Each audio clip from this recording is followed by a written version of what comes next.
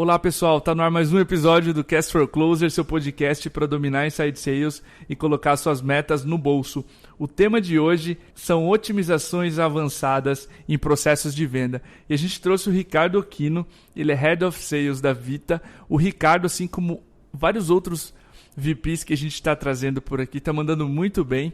Se você ouviu o episódio passado com o Gilmar, até o final você percebeu que a gente vai trazer uma série de VPs, diretores de vendas aqui brasileiros que estão mandando muito bem. O Ricardo é, na sequência, um desses nomes. Ricardo, seja muito bem-vindo ao Cast for Closers. Também teu primeiro episódio com a gente. Fica à vontade para se apresentar, para apresentar a Vita, tua empresa atual. Legal, Diego. Obrigado pelo convite. Fico lisonjeado e parabenizar você também pelos podcasts, são muito bons. Bom, eu sou o Ricardo Occhino, tá? Trabalho já há uns 10 anos, mais ou menos, com vendas. Minhas últimas 3 experiências foram startups, tanto as empresas que eu passei foram a Chaotic, que era uma solução de Big Data para e-commerce, uma venda um pouco mais premium e de ticket médio bem alto. Uhum. Depois eu fui para a Conta Azul, com uma experiência em estruturação de time, estruturar processo de vendas, KPIs, e evoluindo de forma bem acelerada durante 2 anos consecutivos dobrando receita. Legal. E agora estou na Vita, que é uma startup aqui de São Paulo, que a gente tem um produto que é um software para gestão de clínicas pequenas, médias e grandes. Então a gente trabalha com um range de clientes bem diferentes, também com operação de inside sales, operações de venda de campos e vendas diretas e indiretas. Maravilha. Pessoal, explicando como vocês perceberam, o Ricardo já trabalhou em N indústrias, com N tickets diferentes, e a gente trouxe ele aqui justamente para falar sobre essas otimizações em processos de vendas que ele já passou e essas operações que ele já teve oportunidade de conduzir e escalar. Ricardo, para a gente começar, tu imagina que quem está ouvindo a gente agora tem um processo de vendas, tá? Esse processo com certeza tem etapas. O que você diria para a gente abrir esse papo sobre as características de um processo de vendas eficiente? E se tu puder citar essas características e exemplos nas empresas que tu trabalhou? Legal, cara. Bom, sobre um processo de vendas eficiente, eu diria que, primeiro de tudo, o funil tem que estar bem claro para o time de vendas. Uhum. Muitas vezes, do nosso lado, como gestor, a gente enxerga todas as fases de uma forma um pouco mais pragmática, né? Então, tipo, oportunidades, propostas, visitas, né? Uhum. E essas etapas, elas têm que estar bem claras para o vendedor. Então, tem também o lado contrário de algumas empresas que pegam um lado muito aspiracional, do tipo, etapas de engajamento, de encantamento do cliente e tal. Na verdade, tem que refletir muito a fase e atividade específica que o vendedor está trabalhando. Então, por exemplo, se existe uma etapa de onboarding, eu acho importante colocar um nome claro, tipo, etapa de onboarding ou onboarding dentro daquela etapa de funil. E é importante também tangibilizar as etapas que são um pouco mais avançadas e geralmente são conduzidas por feeling, com triggers muito claras. Então, por exemplo, é muito comum você ver etapas de negociação em funil de venda. Mas, puxa, negociação, né? O que caracteriza uma negociação? Então, é importante trazer alguns aspectos racionais para tangibilizar isso. Como, por exemplo, a negociação significa o cliente ter feito tantas perguntas ou ter mostrado tais níveis de interesse para a gente entender que entramos em um processo de negociação. A gente trabalha também, e eu aconselho bastante isso, já trabalho agora na Vita, fiz isso no passado na Conta também, uma etapa que a gente chama de negócio provável no final do funil de vendas, que é quando você já enviou uma proposta ao cliente, você já está conversando sobre preço, ele já está tirando as dúvidas, e é onde você quer ter uma linha de forecast um pouco melhor. Então, um negócio provável, por exemplo, no nosso processo de vendas, ele inclui 4 perguntinhas chaves, né? Dentre elas, por exemplo, será que estamos negociando com o decisor? O cliente falou que vai fechar com a gente essa semana e temos a preferência do fechamento. São exemplos de perguntas que são bem importantes o vendedor ter claro na cabeça dele o que ele precisa ter para conseguir definir que aquele cliente está efetivamente naquela etapa, né? Perfeito.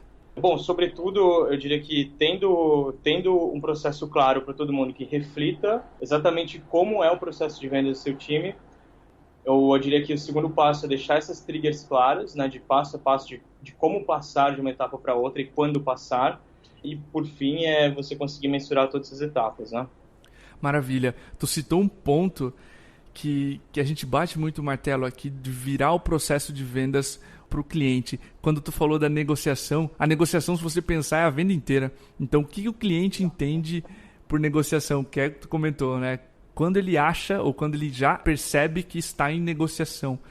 A gente defende aqui que o cliente, por exemplo, se você centrar a etapa em demonstração, não necessariamente é demonstração, porque é uma atividade. Normalmente o cliente, às vezes, vai para demonstração sem entender direito o que vai acontecer ali. Então o vendedor acha que a venda está próxima e o cliente mal conseguiu compreender a necessidade. Tu cria esse gap do cliente nem saber onde a venda está. E é normalmente aí que o bicho pega, porque o cliente some, ele não entende o valor, ele troca por outro compromisso e, enfim, aí as coisas começam a descolar. Mas... Cara, perfeito. Eu até faria um complemento, né? Isso que você falou de ter o olhar direto para o nosso cliente. Eu acho que isso é muito importante, porque isso muda muito de acordo com cada mercado, né? Cada persona, né? Pra que a gente caramba. tem falado. Então, tem produtos que às vezes ou serviços, né? Que você trabalha num oceano vermelho muito forte, que certamente, dentro de um processo de decisão ou de amadurecimento, né? Da decisão na cabeça do cliente, ele vai te comparar com outras soluções, né? Então, talvez no momento que ele coloque, cara, mas por que vocês são diferentes disso, daquilo, ou o que vocês fazem com relação a essas empresas? Isso pode caracterizar um processo de decisão, porque ele está avaliando outras soluções, né? Um processo de negociação, perdão. Claro. Então, isso muda muito de acordo com cada indústria, mercado, e é super importante a gente entender, né, o mercado que a gente está, o contexto que a gente está, os concorrentes, e como que o cliente toma o processo de decisão dele, para a gente entender a temperatura da negociação, né? Perfeito. Se ele citou um concorrente, é sinal que ele já está em provável avaliação. Perfeito? E aí começa a avaliar um player, entre outros. Tu pode chamar, por exemplo, uma das condições para o gatilho de negociação que tu estava comentando. Para a audiência ficar mais situada sobre esse podcast, a gente vai levar o processo de venda sobre 2 macroetapas. A primeira é a prospecção. Antes do lead dizer alô, normalmente as 2 ou 3 primeiras etapas de um processo de vendas. E o relacionamento, onde você já está em conversas com ele, por exemplo, tentando conduzi-lo de uma negociação ou de uma reunião de diagnóstico inicial para uma decisão comercial. Começando com a primeira parte agora, Ricardo, que é a prospecção. Como é que você acha que ela deve estar refletida num processo de vendas? Como é que eram os processos de vendas, o início desses processos de vendas onde você trabalhou e o que tu traz para a audiência nesse aspecto? Legal. Acho que uma das coisas que é bem importante com empresas que trabalham com o modelo de prospecção ativa é entender que é muito mais difícil escalar, né, uma operação de prospecção ativa do que uma operação de inbound. Né? Primeiro, você tem que entender que você vai falar com um possível cliente que ele não tem uma necessidade aparente, você pode até achar, enfim, alguém que já precisa de alguma coisa, mas por via de regras ele não vai ter uma dor, ele não está procurando por alguma coisa, e você precisa ativar essa necessidade na cabeça do cliente. Então, fazer prospecção necessita de um preparo prévio muito importante antes de começar a falar aos clientes. Então, acho que a primeira coisa é entender que não escala tão rápido quanto uma estratégia de inbound, né, em volume de negócios, e por conta disso também é super importante adotar um modelo de prospecção ativa se você tem um ticket médio ou alguma estratégia de produto, né, que faça sentido você trabalhar com um CAC maior e também conseguir um ticket médio maior nessas negociações. Feito isso, entendendo que não vai ter uma escala tão grande, considero que é extremamente importante que o vendedor, ele tem, ou o BDR, né, como dependendo do processo de vendas, ele tem uma análise prévia daquela clínica, enfim, eu falo da clínica no caso da Vita, tá? Sim. É do cliente que ele está prospectando, entender, mapear isso no LinkedIn, ou tentar ter o máximo de informações prévias antes de fazer o primeiro contato. Às vezes é muito importante mandar alguns e-mails, né, tentar descobrir um contato prévio para também não sair fazendo um cold call puro, mas ter formas de aquecer aquele contato antes de efetivamente fazer o primeiro contato. E uma vez preparado todos esses pontos, aí sim eu acho que faz sentido começar a tentar entender um pouco mais o contexto do cliente. A gente sempre começa abordando muitos clientes contando cases de clínicas que a gente tem bons resultados ou alguns cases de performance que a gente tem melhorado para tentar ativar a necessidade do cliente do outro lado. Maravilha. Nesse processo de prospecção, tu mencionou algumas palavras que podem se parecer com etapas do tipo uma pesquisa, por essas primeiras informações, de repente ali uma etapa onde a gente chama de prospecção, de fato, que é essas sequências de contatos que tu faz. É mais ou menos por isso aí? Exatamente. Por exemplo, o que eu quero dizer com relação à pesquisa, também acho importante entender, é que é muito comum, né, você ver muitas empresas fazendo prospecção ativa, dando uma lista geral, tipo, essa aqui é uma lista que eu segmentei, uma base, Sim. pega e sai ligando. E justamente para o contato que está do outro lado, ele nunca entrou em contato com a tua empresa, ele nunca fez nunca demonstrou ter alguma necessidade. É super importante o vendedor se preparar, entender o contexto, com quem que ele vai falar, como que ele vai falar, como que ele vai abordar aquele cliente antes de fazer esse primeiro contato. Faz sentido? Faz sentido, total sentido. No outbound, tu tem muito mais perfil do que necessidade, porque tu nunca falou com ele. Então, tu não sabe a dor, por exemplo, do inbound, que é como vender mais. Se ele chegou por esse post, ele quer como vender mais, ou como melhorar a prospecção, né? Então, tu tem a dor no inbound, mas não tanto o perfil. No outbound, tu tem um perfil, ou na prospecção ativa, né? Tu tem um perfil de empresas que normalmente tu ajuda, mas não tem muito a dor, então tu vai tentar despertar isso. Perfeito. Exatamente, cara. E ainda mais quando é um contato frio, dificilmente você tem confiança, né? O cliente tem confiança no que ele está falando. Então, acho que essa é uma grande barreira, que é onde a gente deve investir mais energia na etapa de prospecção. Imagina que, às vezes, você é uma startup, uma empresa que está começando, ninguém nunca ouviu falar de você no mercado. Então, se você chegar sem um mínimo de preparo ou ter um discurso muito bom que gere confiança naquilo que você está falando, né, e o cliente possa identificar naquilo que você está falando as dores dele, as necessidades que ele tem, se não tiver esse preparo, eu diria que a chance de sucesso é muito baixa. Com certeza. Ricardo, passando agora para macro etapa assim, de relacionamento, né? Depois que você conseguiu esse contato e está lidando com o lead, normalmente aqui a gente vê muito erro, tá? Que é normalmente o processo de vendas mesmo. O lead some, ele não retorna, ele falta a demo, você tem um percentual muito baixo de fechamento lá no final, onde você deveria ter um percentual de fechamento maior, como a gente vai falar mais pra frente, todo tipo de atrocidade. Como é que tu gosta de estruturar esse final do processo de vendas quando tu já está se relacionando com os clientes? Legal. Bom, eu vejo sobre duas óticas, tá? Vamos falando assim, na prospecção ativa, eu diria que o que vai acontecer abaixo, né, das etapas do funil, ele é um reflexo muito forte de como foi construído a primeira etapa do funil. Uhum. Então, imagina que se o contato ele não foi bem construído, ele não teve uma boa relação, não conseguiu construir uma boa relação de confiança e nem de geração de valor para aquele cliente, é muito possível que ele vá ter muitos problemas depois abaixo, e vai ficar fazendo follow-up igual um louco, tentando falar, e aí, você olhou minha proposta, Sim. sendo que ele não fez o trabalho de casa de gerar confiança, entender a necessidade do cliente e desenhar uma solução para ele. Isso é bem comum, né, porque, inevitavelmente, todo mundo tem meta, todo mundo tem um número para entregar, e às vezes a gente queima essas etapas um pouco rápido demais, né, desce mais rápido do que às vezes deveria numa etapa do funil, e acaba você num contato que não está realmente engajado ou realmente não teve uma percepção de valor forte no contato do teu vendedor, né? No inbound, eu acho que tem uma série de fatores que podem levar a isso, que também envolvem, né, as primeiras etapas do contato, de, enfim, ter sido feita uma boa qualificação, um bom mapeamento de dores, né, necessidades do cliente, mas também tem outros fatores que eu acho que comprometem bastante. Talvez se tem uma operação de inside sales, por exemplo, você tem que ser rápido, né? A partir do momento que aquele lead ele se cadastrou no teu site, ele está na frente do computador e ele está vendo a tua solução, né? Então, e às vezes pode ter sido o primeiro contato dele com a sua empresa, né? Então, se você leva muito tempo para falar com ele, ele vai desinteressar e talvez até esquecer.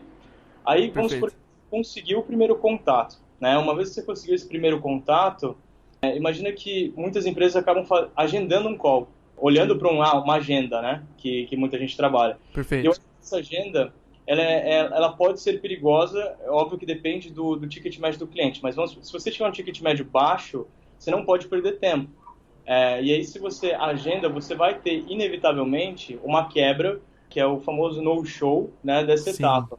Porque as pessoas esquecem, e muitas vezes não tem nenhum tipo de ferramenta que ajude ainda, né, a melhorar essa etapa do no-show, e você esfria o contato. Então, eu vejo muita empresa de inbound, a gente faz isso na Vita, faz isso no Conta Azul, que a gente teve, como são tickets médios menores, para os tickets médios menores, no caso da Vita e na Conta que tinha um ticket médio bem menor, a gente evitava muito fazer o agendamento. Então, uma vez que a gente tinha necessidade rápida, entender o que o cliente precisa, a gente já tentava transferir isso na hora, né, né? Obviamente, você fazendo essa transferência na hora, né, fazendo um bom repasse de bastão aí que a pessoa fala, você não precisa ter o agendamento, né? E você já vai dando continuidade para aquele contato, dado que a parte mais difícil que era conseguir falar com o cara, você já conseguiu. Sim. Eu acho que isso é uma junção de fatores, hein? Maravilha. Eu queria retomar um ponto aqui que tu comentou na primeira resposta, quando tu falou das condições de passagem, que a gente costuma chamar aqui, pelo menos na MeTime, de gatilhos, né? Uhum. E a gente consertou o processo de vendas quando a gente aprendeu a definir gatilhos de passagem muito bem estabelecidos. Se a audiência não está familiarizada com o conceito, o gatilho de passagem é uma condição muito fixa para o lead avançar ou não no processo de vendas. E isso tira a subjetividade do vendedor, traz objetividade, ou seja, se o gatilho está voltado para o cliente e ele diz que tem um problema e quer resolver, por exemplo, ali numa etapa de conexão, ali no começo do relacionamento com ele quer resolver o problema. Então, se o cliente diz isso, não depende da lábia do vendedor. O cliente reconheceu que tem um problema e quer ir adiante. Logo, as tuas taxas começam a estabilizar, tu começa a ter previsibilidade. Então, quando a gente sempre vai dar alguma dica aqui de processo de vendas, os gatilhos têm que estar muito bem definidos, né? E, por exemplo, logo após a demo, se o cliente não disser para nós a MeTime é o que eu preciso para resolver aquele problema que a gente estava conversando, não vai adiante, eu nem ofereço proposta. E o vendedor faz essa pergunta difícil, arriscando o não, né? A MeTime, é isso aqui que a gente demonstrou, faz sentido? É o que você esperava para resolver esse problema que a gente vem conversando? Então, colocar esses gatilhos muito bem definidos tem ajudado a gente a cumprir o processo de vendas com mais regularidade. A gente tem uma quebra no começo porque a gente faz perguntas difíceis, mas a gente vai falar um pouquinho de métricas depois, mas as taxas começam a aumentar lá para o final e aí a gente chega na tal previsibilidade que a gente sempre gosta. Cara, eu acho perfeito, Diego, perfeito mesmo. Tem um ponto que eu queria complementar também, até... Manda bala.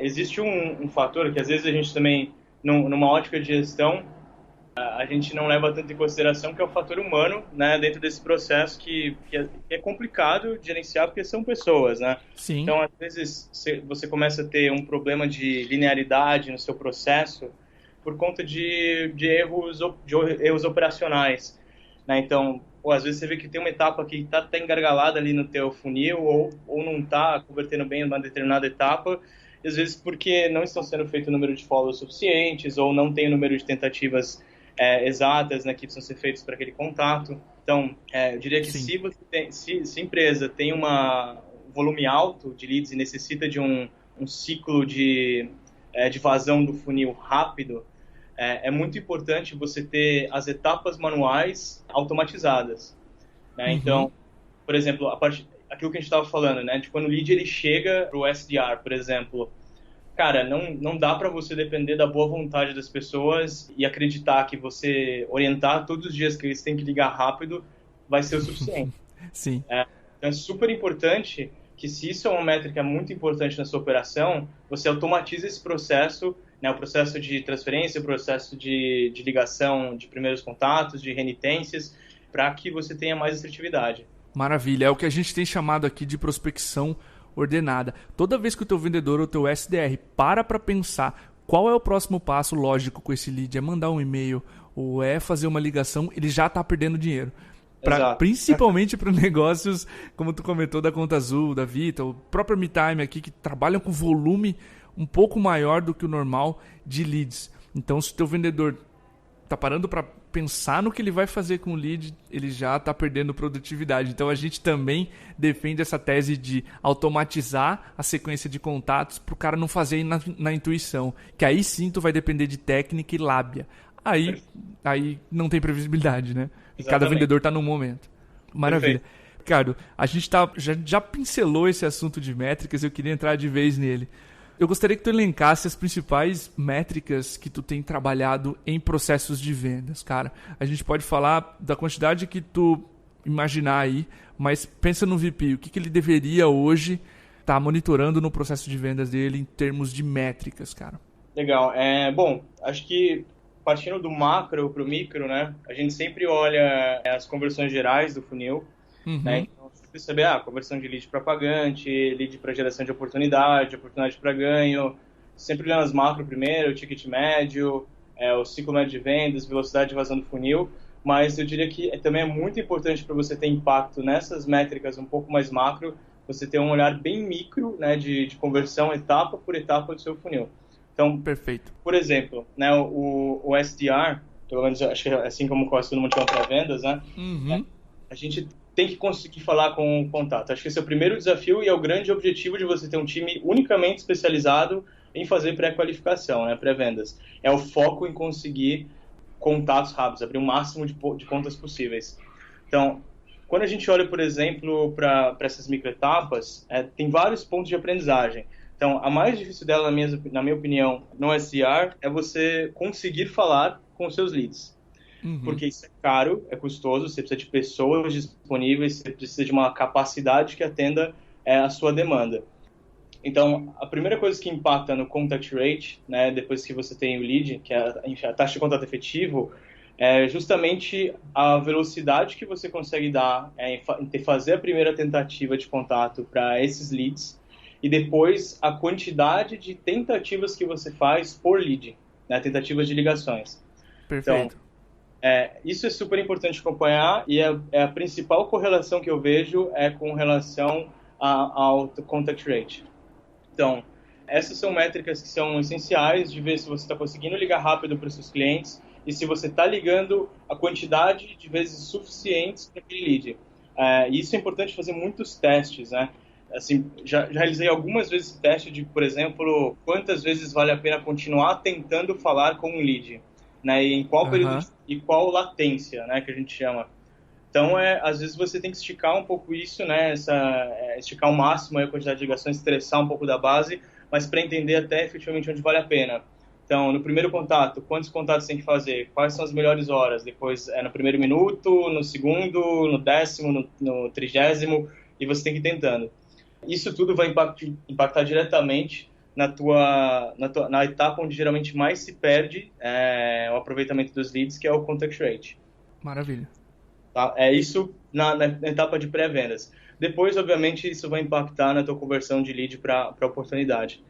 Posterior a isso, você entrando no fundo de vendas, você tem que analisar todo o teu funil de vendas uma visão de pipeline, né, no meu ponto de vista, onde você consiga ver onde estão os maiores gargalos. Então, muitas vezes, os maiores gargalos vão estar na vazão dessas novas oportunidades que eles estão recebendo ou no fechamento. Né? Você tendo uma visão micro dessas etapas, você consegue entender onde estão os maiores gargalos para você atacar. Se você vai um pouco mais a fundo, né, você vai perceber também que existe uma grande relação entre capacidade de atendimento. Né? Então, analisando, por exemplo, conversão de oportunidade para fechar do ganho, você vai ver que tem um limite, um teto que o seu time consegue aguentar, que vai ser basicamente definido pelo ciclo médio de vendas que você tem. Perfeito. Se você tem um ciclo maior, o teu vendedor não vai conseguir trabalhar, por exemplo, com 120 oportunidades em um mês.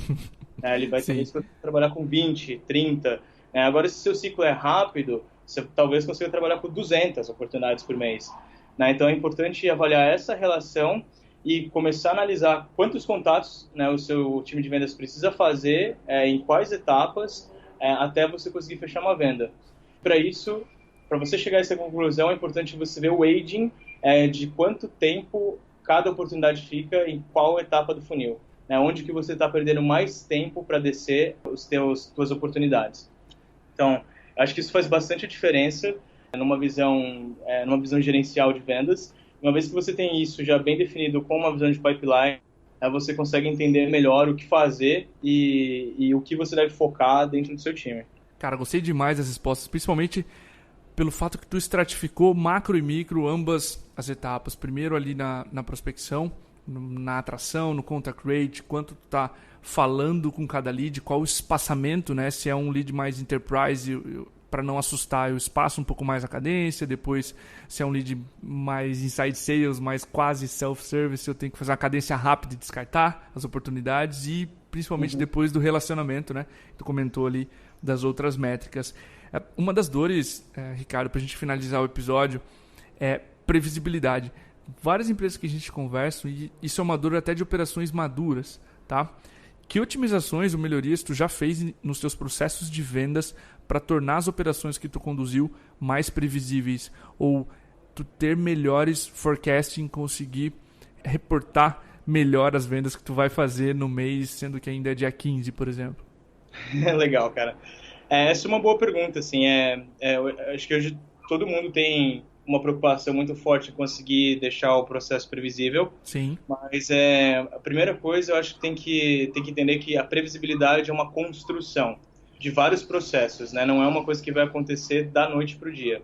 E esses processos refletem desde o aspecto humano, né, que vai de contratação, de perfil de vendedores, de estrutura de cargos e carreira que a tua empresa define como estratégia de ramp-up, né, como também na forma que a gente treina as pessoas, que a gente define os processos de vendas e todo mundo tem clareza sobre isso. Então, por isso é uma construção, é tipo de coisa que geralmente eu acredito que a empresa começa a chegar num patamar mais próximo de previsibilidade após 6, 7 meses de operação. Uhum. Então, assim, minha dica geral sobre isso eu diria que todos os processos têm que ser muito padrão. Né? Então, assim, treinar, às vezes em empresas que estão começando, a gente costuma treinar de qualquer jeito de forma desordenada. Né? Então, treina um grupo, depois treina o outro, depois treina o outro, e vai fazendo cada vez de uma forma diferente até achar o modelo, que é normal.